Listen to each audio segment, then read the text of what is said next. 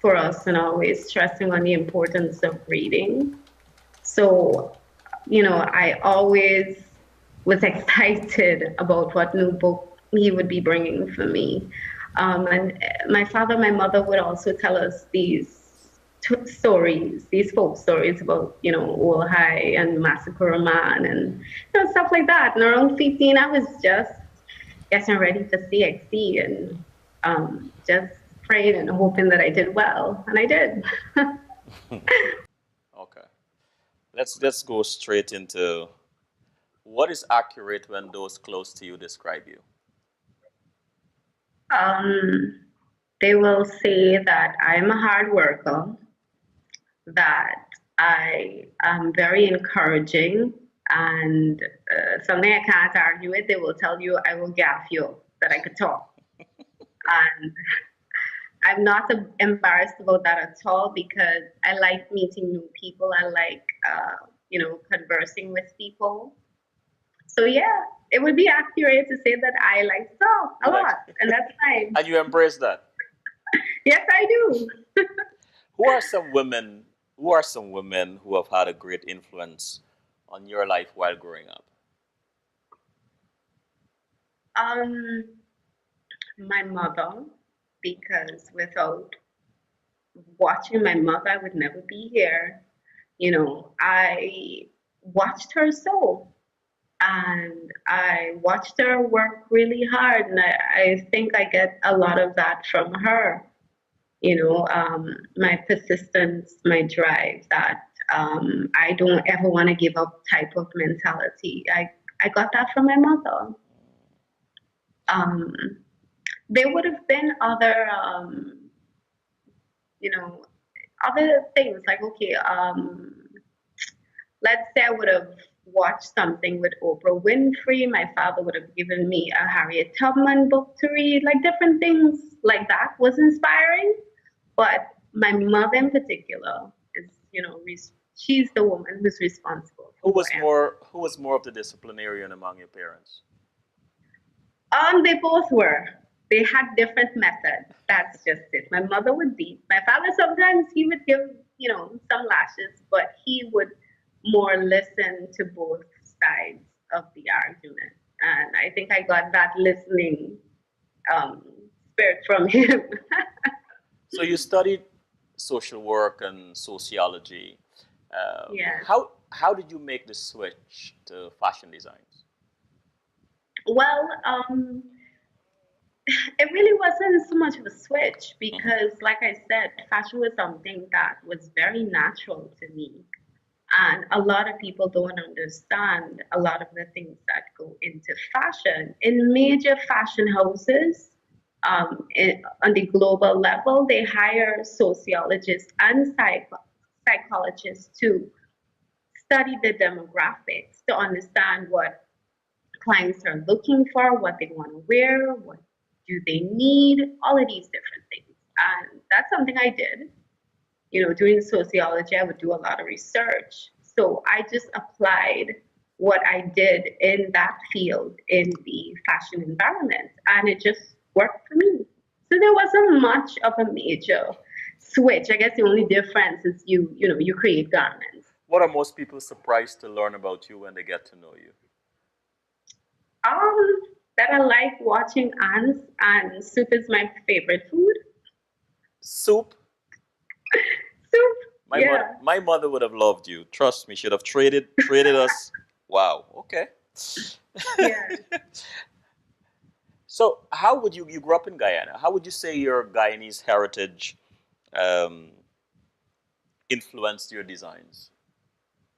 Um, I think it's important to always try to use your culture in some type of way in your designs. Hmm. So for me, whether when I'm creating collections, I look at different things for inspiration. So I created a collection called Moonlight Stories that focus on the folk stories.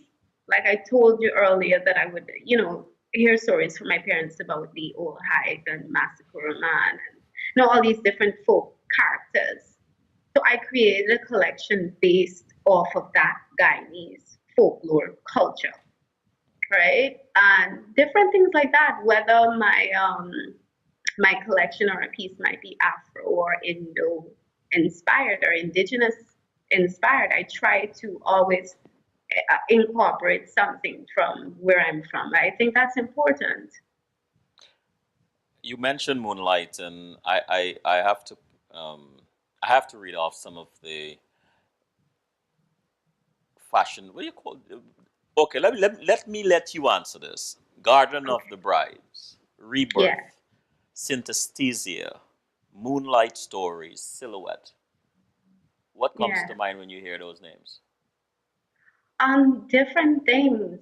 When I launched the Garden of the Bride collection, that was the first wedding collection that I'd done, and it was inspired by the rainforest and Guyana's flora and fauna. And, in a garden, there are so many different types of flowers, so many different you know, colors. And when it comes to creating gowns for women, there's such a variety.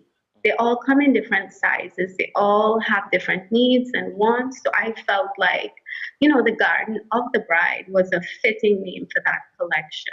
And Synesthesia? Yes. So synesthesia was the collection launched this year, my ready to wear collection. And it came to me because I came across the word synesthesia, which is a neurological phenomenon that allows people to hear, taste, and smell colors. And that was interesting to me. And I was just wondering, and I was like, I want to create a collection that visually, when people see, they think Caribbean, they think Guyana, they think, the colorful birds, the colorful flowers, the beaches, the atmosphere, everything that encompasses just being Caribbean. And synesthesia was born. What does it mean to be young, black, Guyanese, and Caribbean woman? Oh, that's a good question. I think it's it's important to understand you know, who you are and where you come from and how where you come from affect the decisions you make and the people that you come into contact with. Um, as a Black woman who is also Guyanese and Caribbean, I try to ensure that in my designs that those things are represented because it's a big part of who I am and a big part of me that I'm proud of as well. It is not difficult to see a strong African influence in your fabric and designs. Why such an influence? Why African? I think, it was just so I launched a collection called Rebirth, and it really was the rebirth of Keisha Edwards as well. Um, I'd gone through different stages in my life where I was, wondering about purpose and these kind of things. And there was a rebirth. I found me. There was a newfound appreciation for the color of my skin, the texture of my hair. Especially now in what's going on in society now, that's a big deal. I had too many people say to me, "Oh, you're good looking for a dark skinned girl," or "Oh, why you cut your hair? Why are you going back natural?" And for me, that was a problem. Two And words. Go ahead. Go ahead. because every hair texture is beautiful. Everybody, they're beautiful in their own way, and I just wanted to show everyone in the world that I'm in love with who I am, and the texture of my hair, the color of my skin, the fact that I am woman does not make me less. Beautiful. Two words that you would have associated with you before the rebirth, and two words after the rebirth. Two words I would associate I would associate with me before. Um, Sad. Mm. I would definitely say sad, but hardworking as well. Um, I would say no, feminist and proud.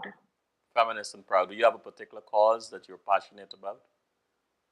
Um, there are many causes that I'm passionate about, but I don't necessarily talk about all of them. All right. Um, Which one is at the forefront of your mind most of the time? well, right now I'm thinking about women's empowerment Hmm. um, in society. Men don't necessarily understand what the effects of catcalling, what it can have on some women, and that's an issue for me, especially experiencing it on a daily basis. I don't think a lot of people look at it as anything serious because it's something that you see every day. So people think, oh, it's normal, but it's actually abuse. Mm. So that's one that I could think of right now. So one day, hopefully, I will hear you talking about the edification or education of men about women. Well, definitely, I think, Awesome. I'm with you on nothing. that. I'm with you on that. I'm a feminist myself. Okay, great. How would you describe the feeling you derive from creating some of your pieces? What happens when you're finished and it's on that mannequin like the one behind you? I'm going to ask you to tell me about that just now. And it's done. What is going through you at that moment? What are you experiencing? I think it's truly an amazing thing to dream something and see that dream come to life because it's an entire process. First, I think of it. I could be staring at a wall and become inspired to create something just based on the way that the cracks in the wall runs or the way the bricks are laid. And then I start sketching and then I choose colors and fabric and I put that together. It makes me feel like I've done something. I feel, it's an indescribable feeling. I really couldn't describe I understand. it other than if I had to use a word, I'd say it's joy, it's happiness. So a client comes to you, or a bride, client, and you've decided to take on the job. What happens next? Well, when a bride comes in, we sit and we talk about her ideas. Some brides would already have something in mind that they would like, but let's say the bride comes in and she doesn't. I would ask her a series of questions like what shade of color you want to use for your wedding gown. I'd show her samples of laces and appliques and discuss different styles. I'll ask her what she's comfortable with and ask her a bit more about herself. So, I gain a little bit of insight to her personality. And then I create the dress. We meet again. They select the dress that best speaks to them. And we measure and go from there. I let them know how many fit-ins they'll have, and as they come, I'll fit them. So one of the things that I learned um, is that when making a wedding gown for a bride, you actually have them fit for the dress without the lace because you would have to make alterations because you'd want that dress to fit the bride perfectly. So, through trial and error, I learned. I had one of my growth moments that I spoke to you about on Sunday. Yeah, I learned that Hmm. you do the skeletal framework before you actually finish, and it works, and the brides are very happy. You've had 4 years ago you started professionally, I understand, and you've had Yeah. several fashion shows. Can you describe for us an emotional moment or the emotional response when you first saw your clothing in a fashion show? What was that like for you? Well, it's very clear in my mind the first fashion show that I did, which was at the Guyana Fashion Weekend in 2009. And it was a moment of shock and happiness at the same time because I really and truly was surprised. I didn't think that people would have loved my clothing the way that I did. So seeing my collection on the runway was an emotional, feeling for me as well. I teared up a bit and I was really happy because it was received well. And I was really praying about it. I was like, God, is this what I should be doing? And when that happened, I was like, yes, my prayer was answered. And this is what I'll be doing and I will stick to it. And I have. Do you have a favorite color? If I have a favorite color, Hmm. royal blue. Royal blue. Yes, even though I don't wear enough royal blue, there's just something about blue that just makes me happy and think of elegance and royalty. I imagine that Guyana, with all its amazing flora and fauna and beautiful colors, have has influenced you, your designs in many ways. Yes, You're now in Trinidad studying. yes. How is this culture? How is the environment? How is, if at all, impacting your designs? Um, well, it has impacted my designs in a major way Hmm. because well, I have to go back a little bit for you, but I came to Trinidad for Carnival in 2005. Yes, I think it was 2005. And the entire experience, um, the cultural experience, seeing how everybody interacted with each other, seeing the beautiful costumes, and they were well made, and they were such an artistic people. It's this place is culture filled from the steel pan playing music, um, the Blue Devils on the road. It was just I was in awe because I didn't experience. I've never experienced being in the Caribbean where people were proud and happy to be Trinidadians. Be They were proud and happy to celebrate and display their culture, and it was just such an amazing experience for me. And around that time, I was saying, I want to go to fashion school, and somebody said, "Do you know Trinidad has a fashion school?" And I was like, "Okay." And it has allowed for me to, be comfortable in creating pieces that represents where I'm from, and who I am, without thinking, "Oh well, nobody is going to buy this." There are people who love these things; they're going to buy it, and I'm influenced daily because of the colors, like I said, the culture, the music, everything. They're proud of who they are. And like I said, I am a proud person and I'm very comfortable to now express, my culture without thinking, oh, well, maybe I need to do something different or, oh, it's too Caribbean or too Guyanese and nobody's gonna like it. So I don't have those doubts anymore. I think coming here and being in a place where people are very accepting and proud of who they are has really helped. 2012, certificate in dressmaking at Carnegie School of Home Economics. Yeah. 2014, certificate in advanced draping and fashion tailoring, Burroughs School of Art.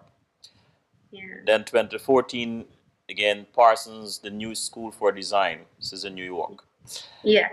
And now currently enrolled at Caribbean Academy of Fashion, University of Trinidad and Tobago.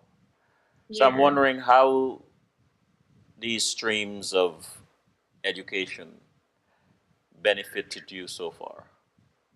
Well, like I mentioned on Sunday, I was self-taught. So I was limited to different techniques, use of language in my field. I was just limited by so many things. And I wanted to learn the traditional methods of sewing and whatnot. So I was encouraged to go to Carnegie, and it was extremely helpful. And it helped my design somewhat. And then, I was having a conversation with my father, and he asked me, what can I tell him about fabric? And I was like, oh, it's 60 inches with 45. It's come in silk and satin and cotton. And he was like, what can you tell me about fabric? And I'm like, I'm telling you. And he's like, no, man, everything in life has a science. And I feel like there's a science missing. And I was like, no, no, that's just it. But this question nagged at me because I couldn't understand that this is something that I loved and was passionate about, and yet I knew so little.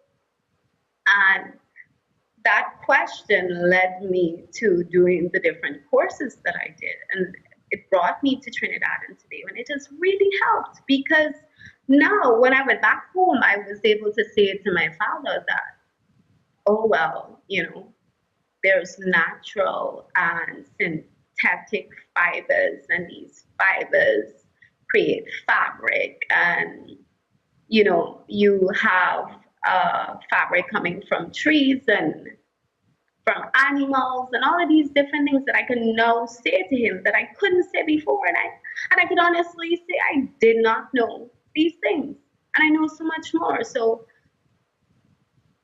taking the time to educate myself on my craft, my area that I'm interested in, has been one of the best decisions that I've ever made in my entire life. I see the head wrap, I see the colors, the African influence, the African patterns, and so on. How would you describe your personal style? Um, I love just wearing anything that's comfortable.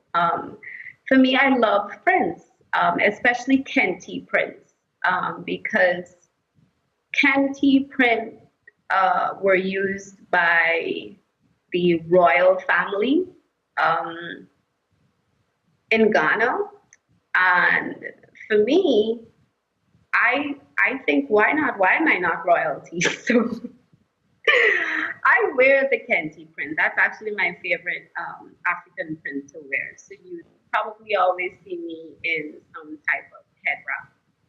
But I dress for comfort. I really love seeing people dressed up in my designs. And unless I'm going to a special event, that's when I'll dress it up. But for me, for people who really know me, they know that I just like to be comfortable. You've had fashion shows. Yeah. How do you see the Caribbean as a platform, or as a stage rather, for your designs? I think the Caribbean it's untouched. There's a market just waiting to boom. Um, I think really it's up to proper planning and putting things in place. We have fertile soil. We can plant fabrics where we can plant plants and produce our own fabric, right? That in itself is a big deal, but there aren't people doing that, I've heard you you. know. I've heard you mentioned the term Caribbean aesthetic. I think the Yeah, first time I heard that was from a friend of mine, Richard Young. Yeah. What is when you hear that phrase and you speak of it? What would you like people to? How would you like people to react to that? What would you like them to think Caribbean aesthetic mean? Well, when a lot of people hear the Caribbean aesthetic, people tend to think tie dye, and tie dye is not necessarily even native to the Caribbean. Mm. Um, when I hear Caribbean aesthetic, I think of the the feel, the vibrance that happens, the movement between people, between the environment. So I think of the trees and the way it blows in the wind. I think of the palm trees and the effect of the breeze and the swaying, the roaring of the waves, the colors of the fruits and the flowers. That's what I think of. But I wanted to learn more. And that's why I came to school, because the Caribbean aesthetic as well is the mass outfits that you see. And I'm not talking about the modern stuff that you're seeing now, a lot of wire bras. I'm not talking about that. I'm talking about traditional mass, whether it's Mashramani, you see Mother Sally, or it's Trinidad and you see Lady of the Night. It's it's basically all of that just muddled together that gives the Caribbean aesthetic. And that's why I'm here to learn more about what that is.